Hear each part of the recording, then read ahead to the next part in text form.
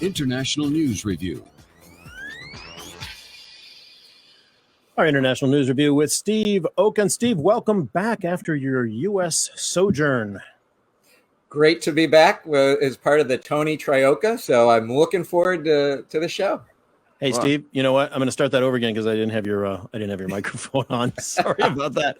Welcome, Steve Okun, to our International News Review. Just pretend the last bit didn't happen. Great to be back as part of the Tony Trioca. Now, hang on a minute. That's your home, isn't it? I thought no hotel for you.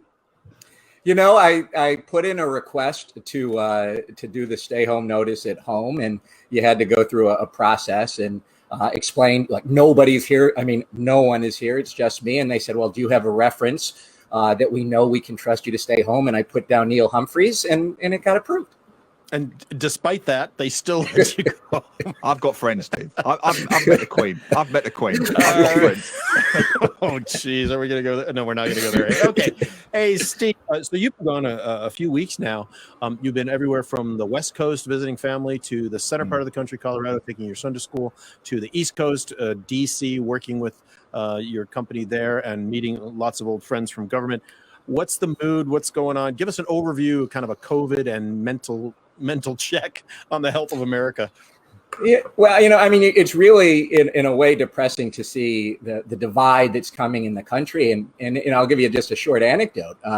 You know, one of my fraternity brothers hosted a get together at his house because I was in town. And so there were, but 20 of us there. And he sent out in the invitation, he and his wife sent out in the invitation, you must be vaccinated to come to the house. And somebody came and they, a good friend of ours, a friend for decades, and they said, are you vaccinated? And he said, no. And they kicked him out of the house.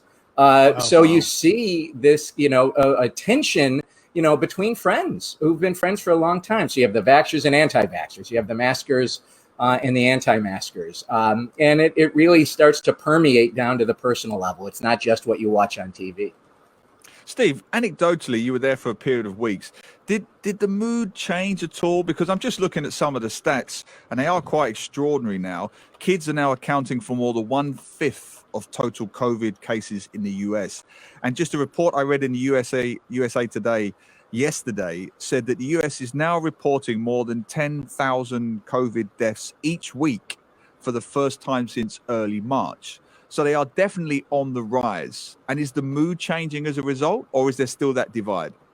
Oh, no, the divide is there, but it's now becoming not only socially more difficult to not be vaccinated, depending on where you are in the country, but economically more difficult, and from a health perspective, more difficult. So now that the Pfizer vaccine received full FDA approval, not just emergency FDA approval, employers are much more comfortable putting in a vaccine mandate. And even when there's not a formal one, there's an informal one. Cam Newton, who's a famous quarterback, former NFL MVP, former Heisman Trophy winner, he got cut by the New England Patriots, presumably because he refused to get vaccinated. And because of that, then he had to go through different protocols as being a member of an American football team than the other teammates were. So you get people getting cut from football teams. You're getting people getting fired from jobs, people not getting hired. So I think you're seeing a lot more coming in, as well as the recognition that we can't fool around when it comes to the Delta variant, and who knows what other variants are down the path.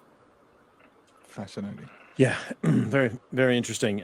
Steve, let's leave that and let's move on. We got a lot to talk about, including a case that could end up being a landmark case in the state of Texas that is now requiring women who want to have an abortion to have it within 6 weeks, in the first 6 weeks. Now, this is somewhat in opposition to a bill in the U.S. Congress that declared that women have the fundamental right to bear a child, to terminate the pregnancy, etc.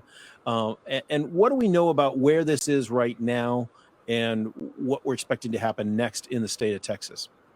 Well, let me give you just an anecdote of what is now could happen in Texas as a result of this law. So let's say there's a single mom raising a teenage girl. That single mom, has a boyfriend or brings home a date, and then unbeknownst to the mom, that man rapes the daughter and she gets pregnant, and then the daughter doesn't know what to do, and she doesn't tell her mom for a couple of months, maybe 2 months, and then the mom says, okay, we have to go, to a clinic, and we need to have an abortion on this. What could happen if that happens is that a nosy next door neighbor could sue the mom for $10,000 because the mom aided and abetted an abortion, even though her daughter had been raped. Let's say they take an Uber to that abortion clinic. Then the Uber driver could be sued and cost $10,000 because he aided and abetted an abortion because he knew he was taking somebody to a clinic. And so this law, it's an attack on women. It's an attack on the Constitution. It's an attack on society. And what's happened is that you've got 5 U.S. Supreme Court justices said because Texas has put the enforcement as a private right of action. It's not the state enforcing this. The abortion in and of itself is not illegal. The Supreme Court has said, we're going to let this stand while it plays out. So it is just an awful situation. Not just for women in Texas, for other states which may copycat this law, and for society as to what it does with this private right of action. An interesting, well, I say interesting, it's disturbing. If I've understood it right, this $10,000 is an incentive, effectively, right, to snitch on the people you mentioned, the Uber driver, the mother. So Glenn, this is astonishing to me. There's a $10,000 incentive that private citizens could get. Tell me if I got this wrong, Steve.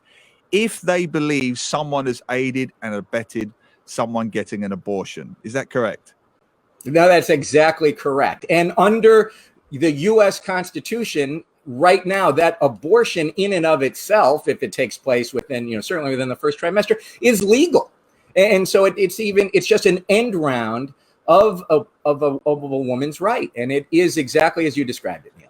And just as I follow up on that, as I've said, the researchers at the University of Texas said that the law, not surprisingly, will affect the poorest in society, mostly the low-income Black patients living on low income. So again, it just seems like the perception seems to be this is another Republican-dominated setup here in Texas that's going to unfairly penalize the poor. Yeah, there's a headline I read basically said fundamentalists take over government and attack women's rights. And the question is that a headline from Afghanistan or is that a headline from Texas? And it is going to affect the poor much more because what it means is the wealthy can go to another state. They can fly to another state. They can drive to another state. But if you're working poor and you can't afford to take the time off from work, or you can't afford the time and cost of going to a different state because providers of what should be legal are afraid to do so in Texas, yes, of course it's going to affect the lower economic classes much more. Yeah, to be sure, there are a lot of people who disagree with the notion of abortion, of terminating life, and for religious reasons, for other reasons, and I don't think anybody disrespects that opinion. But I think it is a very fine line when, the government has already said, look, women, you have the right to choose. This has been for decades now enshrined in the Constitution of the U.S., the federal government. Yep. You have the right to choose what you do with your body, as you should. And Steve, as you mentioned, a rather extreme example, but it's a possible example and one that certainly has happened before of sexual attack, for example, predators, things like that happen. And many times, these young kids and even older people, older adults, don't know what to do, and they don't necessarily do something right away when it relates to a violent situation or even a situation that's not violent. So the fact that there is this limitation that's trying to be put on people, it may make some people in some quarters who are opposed to abortion happy, but the knock-on effect for especially low-income people will be and lead to bad public health. And look, and you could use other examples if you're going to do this private right of action. What happens if California or New York say, well, if you don't get a vaccine, we, the state, are not going to require you to do that, but we're going to allow your next door neighbor to sue you because you don't have a vaccine, or for any other number of reasons. This is not the way laws should be made in the United States through private rights of action. There are ways to do it. The Supreme Court, in denying the stopping this law from going into effect is said we're going to take a look at it later, and that is stunning, as one of the dissenters of the Justice Sotomayor said in her dissent. It's stunning that 5 members of the Supreme Court said this is a good idea to allow it to play out as we look at the more difficult legal questions around abortion and women's rights and right to life and when does life start. Well, just briefly on that, Steve, President Joe Biden has already spoken out and has been quite critical of the Texas ruling. But where, for the benefit of Singaporeans, where does that stand now? I mean, Joe Biden can say that, but theoretically, he can't overturn a state decision, can he? Well, he cannot. And what's going to really play out is the Supreme Court case Roe v. Wade, which found that the Constitution says women have a right to choose up to the viability of a fetus, and this was back in the 70s. That is still in effect, but it's very possible the Supreme Court will formally overrule Roe v. Wade. There is a case now in Mississippi that says viability is at 15 weeks, right? And so if the Supreme Court says that becomes legal, or if the Supreme Court were to formally say the Texas law becomes legal, then we have a whole different ballgame. Does the president and the Democratic Congress and the Democratic Senate pass a law that increases the number of Supreme Court justices from 9 to 15 so that you have a majority who are appointed by President Biden who can then overturn whatever decision comes forward? This decision is going to really energize Democrats. And, Glenn, when I was in Washington, my Democratic friends were pretty depressed of where they stood in terms of the upcoming elections, the midterms in 22, and potentially the presidential in 24. This really changes things because now, with the majority of the country favoring that women have a right to choose, and this potentially being taken away, it's gonna have impacts well beyond what happens to individual women. All right, Steve, let's leave that one here for now. We'll come back, of course, revisit it in future weeks. China is warning the U.S. that bad ties could imperil climate cooperation. The Chinese foreign minister warned the U.S. that these bad ties will undermine these efforts. He told the U.S. climate envoy John Kerry, who was visiting China, that climate cooperation cannot be separated from the wider environment of U.S.-China relations. So what's the message behind the message there? What are they getting at? Oh, I don't think there's a message behind the message. I think it's pretty blunt and straightforward what the message is, right? I mean, when the Biden administration came in, and Joe Biden during the campaign said, Donald Trump was tough on China. I'm going to be tough but effective on China. And we're going to do this by approaching China in 3 different ways. We're going to confront China where they need to be confronted, such as on human rights, Taiwan, South China Sea. We're going to compete with China where we compete, such as on doing business in Southeast Asia or developing infrastructure, in this part of the world as well. And then we're going to confront China where they need to be. And then we're going to cooperate with China where there's mutual areas of benefit, climate being number 1. And, that's the U.S. playbook. Well, China doesn't have to play by the U.S. playbook. China has its own playbook. And China says, we're not going to follow that. You want to cooperate with us on climate? Stop confronting us on our internal matters. Stop confronting us on Xinjiang. Stop confronting us on Hong Kong. And that's the very blunt, direct message the Chinese gave to Special Envoy Kerry on his last visit. And the U.S. is coming back and saying, we're going to live by our values, right? We are going to protect human rights. And we have an existential threat facing us, which is the climate. And if the U.S. and the China don't work together, these weather events that we're seeing now are going to get worse and worse and worse over time so that China doesn't have a choice. Well, we'll see who blinks first. How does this play out for President Biden? Because you talk about weather events. I mean, my word, this week, guys, the visual metaphors in the U.S. could not have been any worse.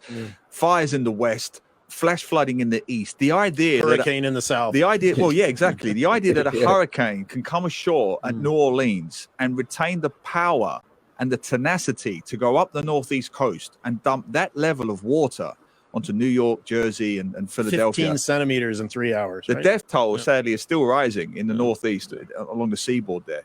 So how does that play with President Biden? Because they always said, didn't they, we won't, the cliche is no one will worry about climate change until it's literally at my door, until the water literally fills my basement. Well, that literally happened this week in New York. So they're going to demand action now, Steve, aren't they, in the US? Well, hopefully they'll demand action. Well, half will. Yeah, but here is the challenge, and it comes out in China in particular.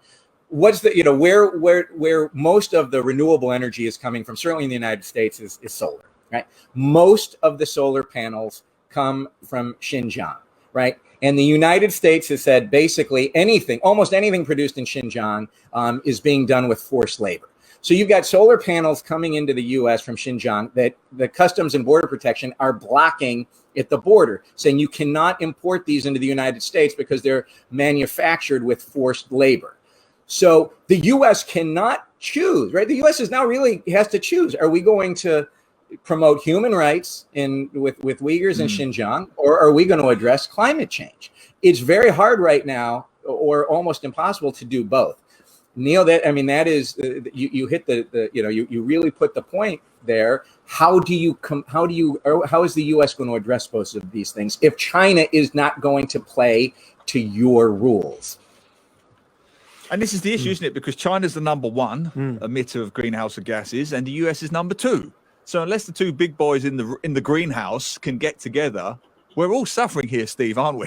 Globally. Well, no, we are, and that and China is China has said that they're going to get to carbon neutral by 2060, but the plan is doomed if China doesn't get to carbon neutral well before 2060, at least a decade or not sooner, based on the scientists. So what is it that how are the US and China going to address it? Because they have to really look, this is a global issue, but it's going to have to be addressed bilaterally. Now there is positives here, right? I mean, John Kerry is getting the right level of meetings in China. He's meeting with the right people. They're talking about the right issues. Progress, at least in terms of the relationship building and an understanding of what needs to get done, is happening. You're seeing less. When the worst greenhouse gas emission, of course, comes from coal and coal-generated electricity. You're seeing China stopping having coal plants being financed, at least overseas, if not within China. So you're not seeing the coal going into Vietnam and the like. So there are reasons to be somewhat optimistic on the U.S.-China relationship, but it doesn't fit within the paradigm the Biden administration has set up. And so who's going to change? Yeah. Steve, our last topic, we don't have a lot of time. I'm going to ask you just to give us an overview, and maybe we can discuss it more next week. But businesses this week pushing Biden to develop a China trade policy.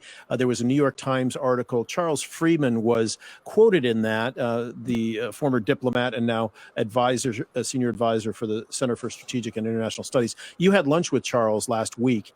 Tell us where we're at and what's the thinking around a China-U.S. trade policy and where that's going to go next. And Charles also the head of Asia for the U.S. Chamber of Commerce, and so Charles is a longtime China hand, a longtime Asia hand. Been to Singapore, many times, so really knows the region. And look, there's two words that certainly the U.S. business community has towards the Biden administration now when it comes to China policy: impatience and frustration. It's saying, okay, look, we're in, it's September. You don't have a China policy. It's still the Trump policy.